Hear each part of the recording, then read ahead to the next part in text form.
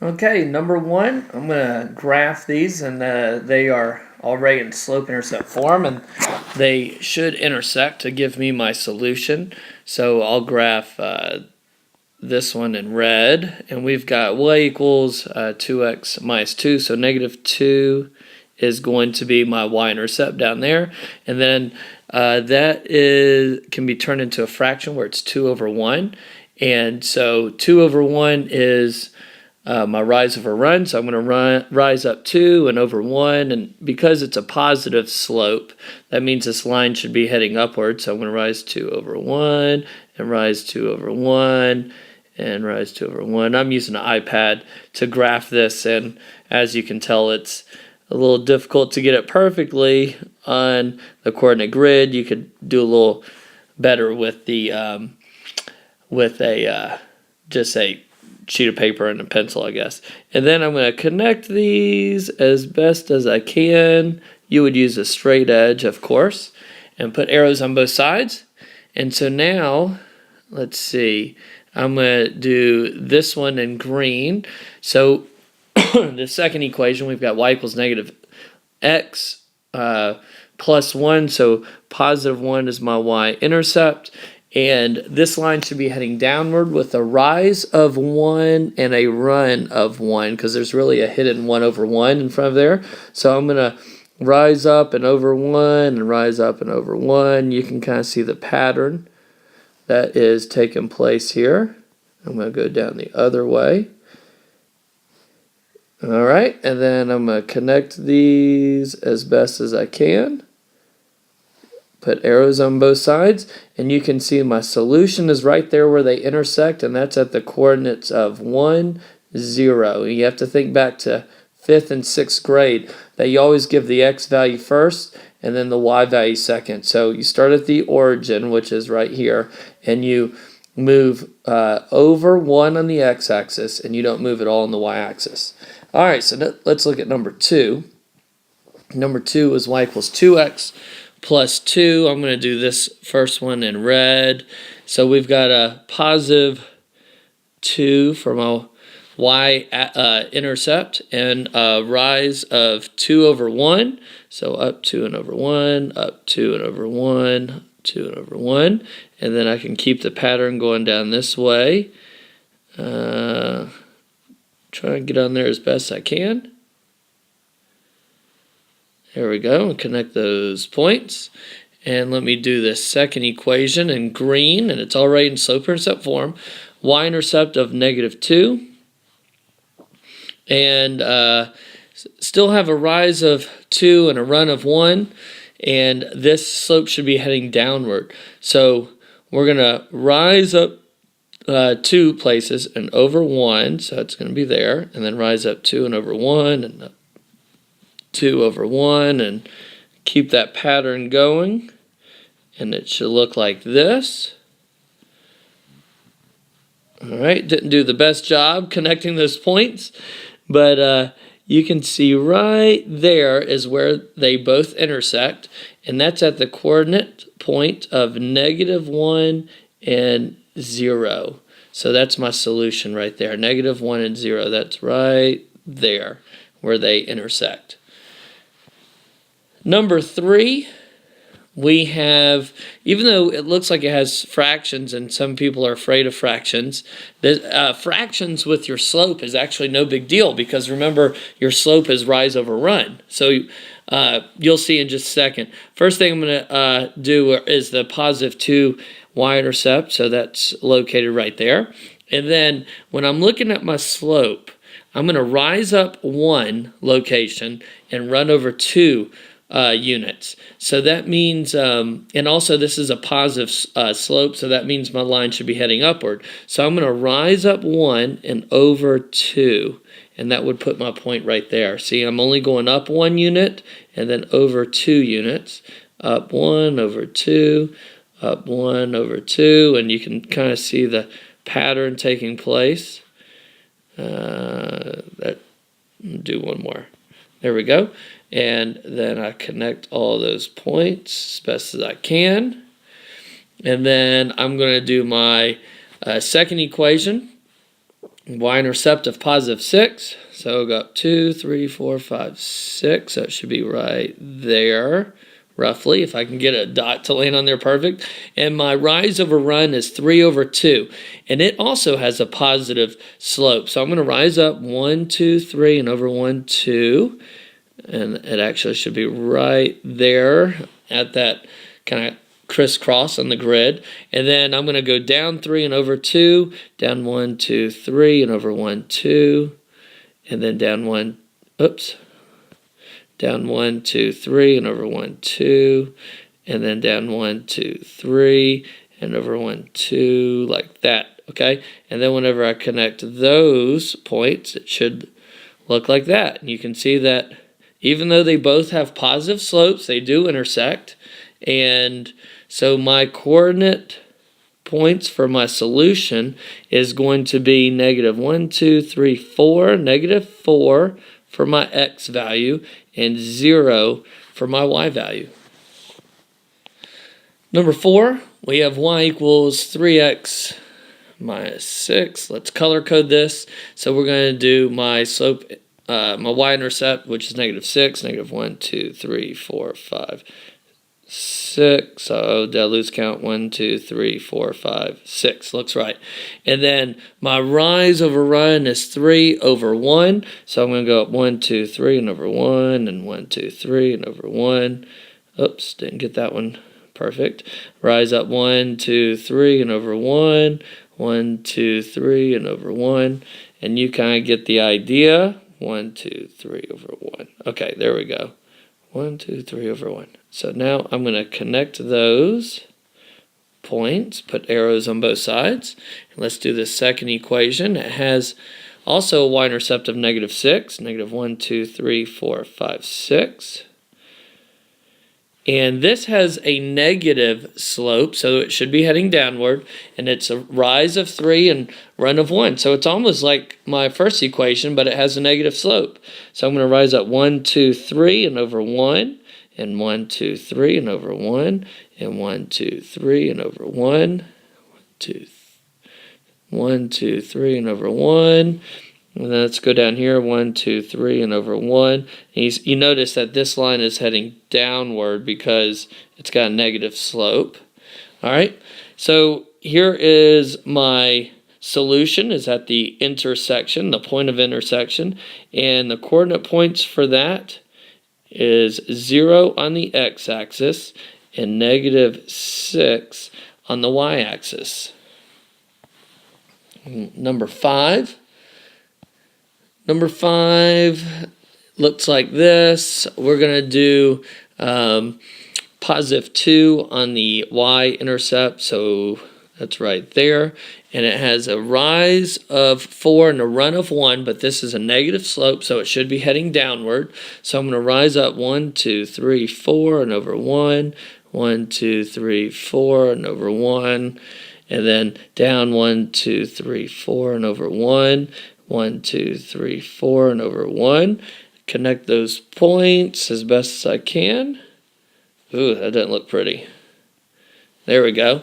And now let's do green for this other color. Now, you see it says y equals negative 2x, and you're like, well, it doesn't say what the y-intercept is. If it doesn't say, that means that the y-intercept is plus 0, plus nothing, okay?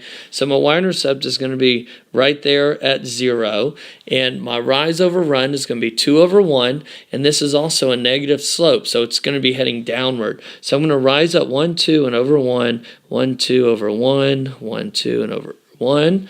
So now I'm going to go down 2 and over 1, and down 1, 2, and over 1, down 1, 2, and over 1. I'm going to connect these points.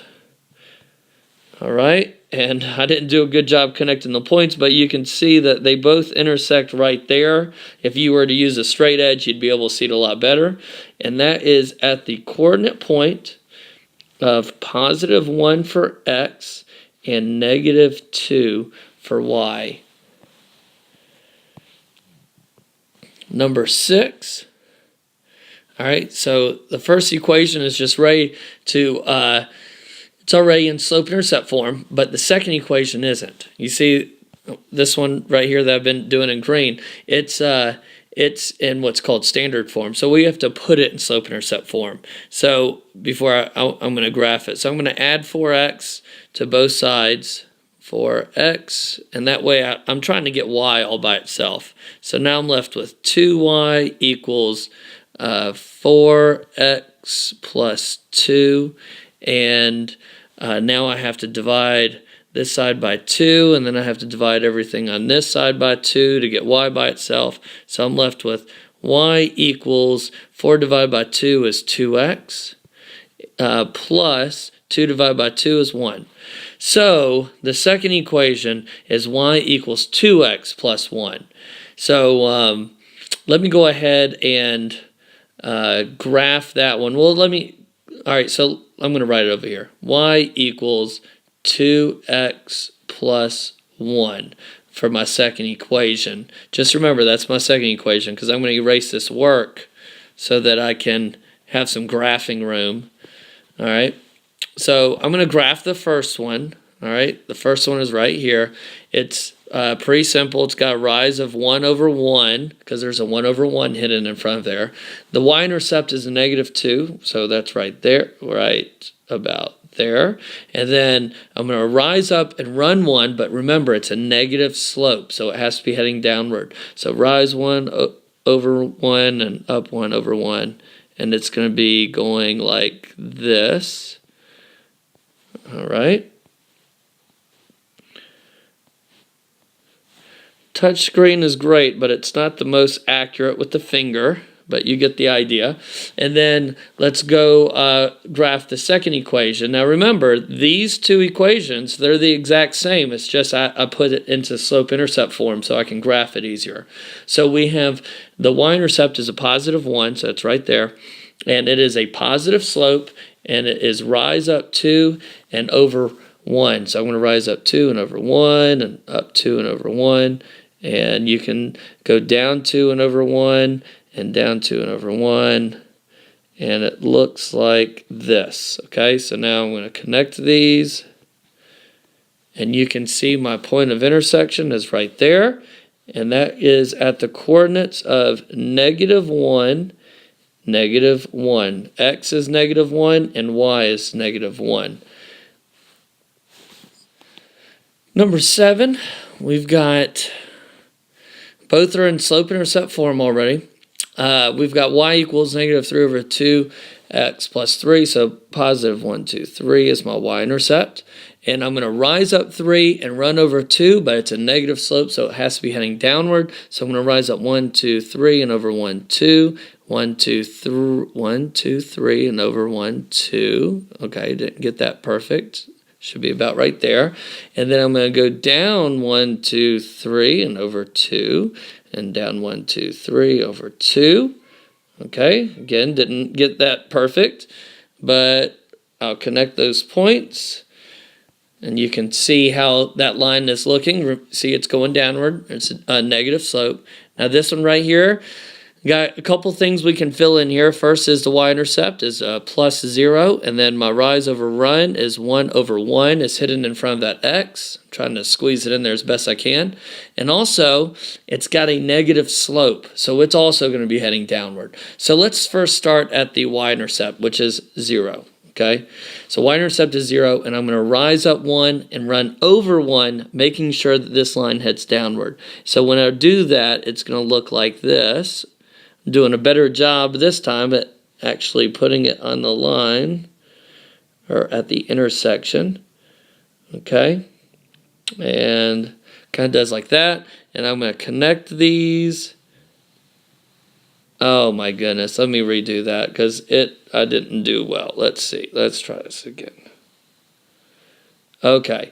It is hard to see on this, but where they both intersect is actually going to be right here. Now on your graph paper, you're going to see it better because it is you're going to use a straight edge. But right there is where they intersect, and that's at the coordinates of, let's see, +1, 2, 3, 4, 5, so +5 for x, and -1, 2, 3, 4, 5, and negative 5 for y.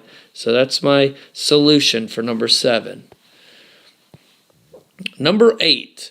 This is a situation where you get a word problem and you have to make your own equation. Now you can create an if-then table in order to come up with what your slope is. But you know, the goal is really that you would eventually be able to put it in slope-intercept form just by looking at the word problem. So that's what I'm going to do. I'm going to say y equals, I'm going to do Logan's equation first. So Logan was given 2 baseball cards, then started collecting 3 baseball cards every week. So he starts off with 2, that's going to be his y-intercept, and then he's saving 3 baseball cards every week. So it's 3 times the number of weeks, plus his original 2 is going to tell us how many baseball cards he has. Now I'm going to look at Audrey. Audrey didn't start off with any baseball cards, so her y-intercept is going to be nothing. She starts off with nothing, and then she collects 5 baseball cards every week. So that means that her slope is going to be 5 because she's collecting 5 baseball cards every 1 week. So I don't know that I'm going to have room to graph those now because I've got all this stuff in the way, but I've got a little extra graph paper down here. So let me copy down my equations. Y equals 3x plus 2. So we'll do that one first. Y equals 3x plus 2. And then the other one was y equals 5x because I don't have to put the plus 0. So y equals 5x. And I'm going to go ahead and make my slope over 1 so that you can see what I'm going to rise and what my run is going to be. All right, so I'm going to graph this first one. I've got a positive 2 y-intercept because that's where Logan started, was with 2 baseball cards, and he collects 3 every week. So I'm going to rise up 3, 1, 2, 3, and over 1, and up 1, 2, 3, and over 1, and up 1, 2, 3, and over 1, and so this right here is what his graph would look like. Notice I didn't go this direction, okay? See, I didn't go that direction because he can't have negative baseball cards. It doesn't make sense. But if you did, that's okay. No problem. All right, so now here's the next one. I'm going to go ahead and put that plus 0 on there so you can see the y-intercept is at 0. And then I'm going to rise up 5 and run over 1. So rise up 1, 2, 3, 4, 5, and over 1. And then up 1, 2, 3, 4, 5, and over 1. And I'm going to connect those points as best as I can. If I connected it with a straight edge, or if this touch screen was a little more accurate, you could see that they actually intersect right there. And you'll see it better on your paper, most likely. And the coordinates for that are x equals 1, and y equals 5. And what this means, according to this word problem, is after the first week, okay, week 1, they will have the same number of cards, baseball cards, which will be 5 baseball cards. So at week 1, they'll both have 5 baseball cards. That's what that means. Okay, so we've got Jim started out with $10 in his bank account and gives away $2 every day. So I'm going to make an equation for Jim. You could create an if-then table. If you're like, well, I don't know how to do that, create an if-then table, you can look at one of my previous practice lessons to where you're having to create equations based on word problems. And I off the top of my head, I don't remember what that is, but if you don't know, it'd be worth you going and looking and finding which practice assignment that was, and you can watch the videos on those. But my goal is that you will eventually be able to just read the problem and create an equation based on it. So Jim started out with 10 baseball cards. That's his y-intercept, okay?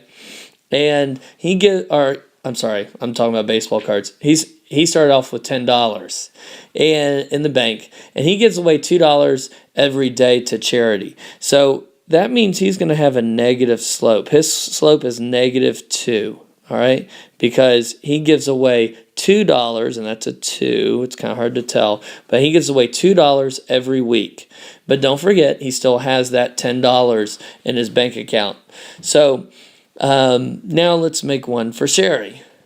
It says that Sherry started off with $1 in her bank account, but she's saving money. So she's going to have a positive slope, and she saves 1/4 of a dollar every day. So her slope is going to be 1/4. And what that means is that in Jim's situation, he gives away $2 every one day. But Sherry's situation, she is going to save $1 every 4 days. Okay, because she's saving 25 cents every day. So that's what her slope is going to be, is saving $1 every 4 days. And Jim, on the other hand, is losing $2 every 1 day.